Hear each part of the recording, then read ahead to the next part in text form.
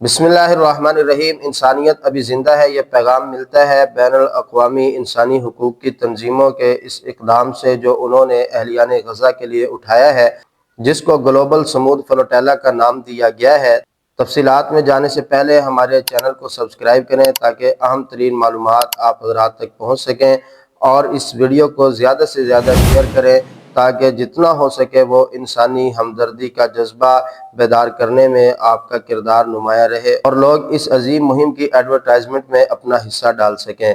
تو ناظرین، ہم آپ کو بتانا چاہتے ہیں کہ گلوبل سمود فلوٹیلا کیا ہے۔ اس سے پہلے بھی کئی فلوٹیلا جو ہے وہ روانہ ہو چکے۔ فلوٹیلا کہتے ہیں کہ اس قافلے کو جو سمندری راستوں کے ذریعے انسانی امداد کے لیے روانہ کیا جاتا ہے۔ اس کا آغاز 2010 میں ہوا تھا، جس کا تاریخی پس منظر یہ ہے کہ حماس کی 2006 میں غزہ کے اندر حکومت قائم ہوئی۔ 2007 میں اسرائیل نے آپریشن اسکاٹ لیڈ کا آغاز کیا۔ یہ ایک فوجی حملہ تھا غزہ پر جس میں 1400 فلسطینی شہید ہوئے، اور اس کے بعد اسرائیل نے مکمل طور پر فلسطین کی ناکہ بندی کر دی۔ ادویات، غذا، ہر چیز کے اوپر پابندی لگا دی گئی، یہاں تک کہ سمندر کے اندر مچھلیاں شکار کرنے پر بھی پابندی عائد کر دی گئی۔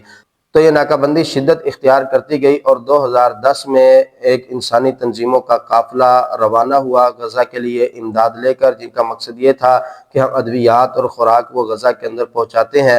لیکن اس قافلے کو اسرائیل نے روک لیا اور بین الاقوامی پانیوں ہی سے ان لوگوں کو گرفتار کر لیا گیا۔ پھر 2011 میں فریڈم فلوٹیلا کے نام سے ایک قافلہ روانہ ہوا جس کو یونانی حکومت نے گرفتار کر لیا۔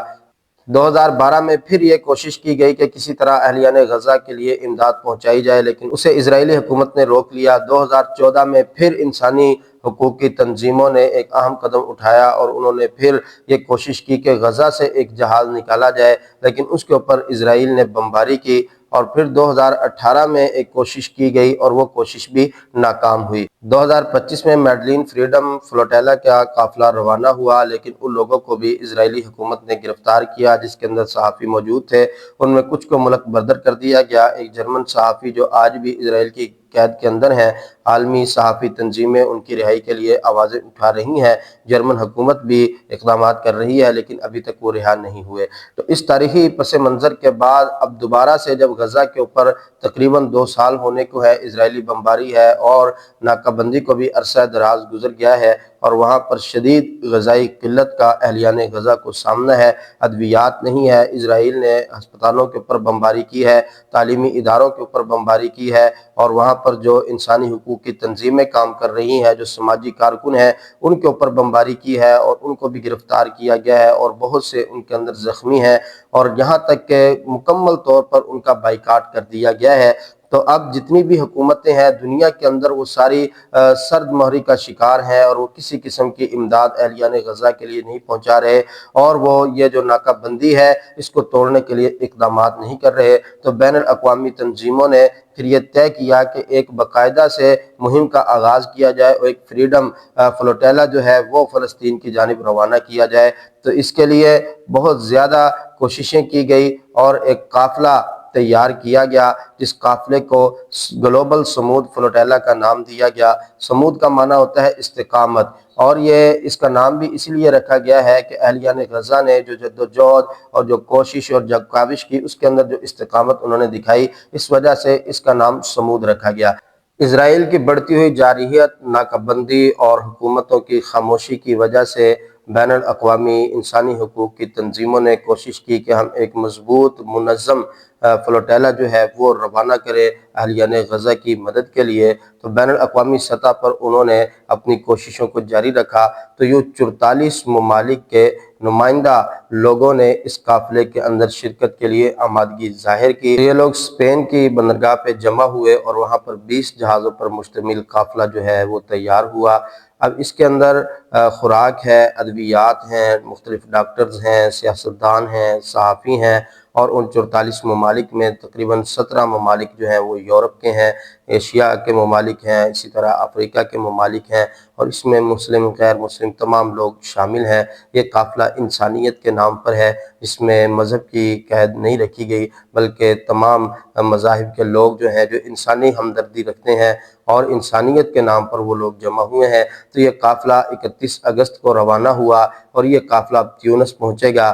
ملیشیا کے انور ابراہیم نے بھی اہم کردار اپنا ادا کیا ہے اور انہوں نے کہا کہ ہماری مکمل سرپرستی اس کو حاصل رہے گی۔ اسی طرح کولمبیا کے صدر نے کہا کہ ہماری مکمل سرپرستی اس کو حاصل رہے گی اور جس قدر بھی ہو سکے گا ہم اس کے ساتھ تعاون کو جاری رکھیں گے۔ تو اب یہ 44 ممالک کے نمائندہ لوگ اس کے اندر موجود ہیں، جس میں پاکستان کی طرف سے سینیٹر مشتاق احمد اور دیگر سماجی کارکن بھی اس قافلے کے اندر شریک ہیں۔ اب یہ قافلہ 4 ستمبر کو تیونس سے روانہ ہوگا اور غزہ کی طرف بڑھے گا۔ تو آپ تمام سے گزارش ہے کہ جس قدر ہو سکتا ہے اس مہم کا آپ حصہ بنیں۔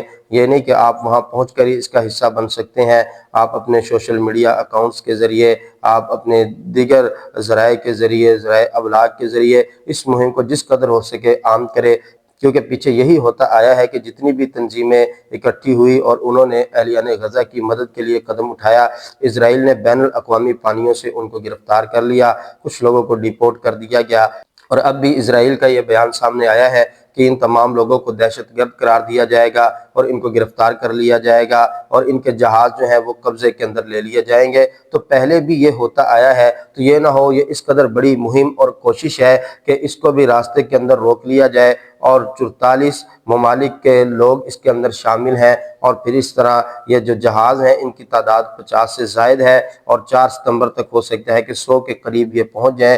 تو اتنا بڑا امدادی قافلہ جو ہے اس کو کوئی رکاوٹ نہ آئے۔ تو جتنی ہماری آواز بلند ہوگی، جتنا ہم اس مہم کا حصہ بنیں گے، جس قدر ہم اس کو آگے شیئر کریں گے اور اس کے لیے آواز اٹھائیں گے، اتنا ہی اہلیان غزہ کے لیے آسانی اور اس قافلے کے لیے آسانی ہے۔ اور بار بار یہ آواز بلند کی جائے کہ اسرائیل بین الاقوامی قوانین کی پاسداری کرے اور ان کی خلاف ورزی نہ کرے۔ یہ مہم صرف ایک امن پر مبنی مہم ہے، ان لوگوں کا کوئی اور مقصد نہیں ہے۔ نہتے لوگ ہیں، صرف ادویات لے کر، خوراک لے کر، بنیادی ضروریات زندگی کا سامان لے کر یہ فلسطین کی طرف بڑھ رہے ہیں۔ تو ہم سب کو مل کر اس کا حصہ بننا چاہیے، جہاں پر بھی ہیں، جس طریقے سے بھی ہیں، ہم کو اپنا کردار ادا کرنا چاہیے۔ اللہ تعالیٰ ان تمام کا حامی و ناصر ہو جو لوگ اس قافلے کے اندر شریک ہیں۔ اللہ تعالیٰ ان کو اجر عظیم عطا فرمائے، اور جو غیر مسلم اس قافلے کے اندر شریک ہیں، ہم دعا گو ہیں کہ اللہ رب العزت ان کو ایمان کی دولت سے مالا مال فرمائے۔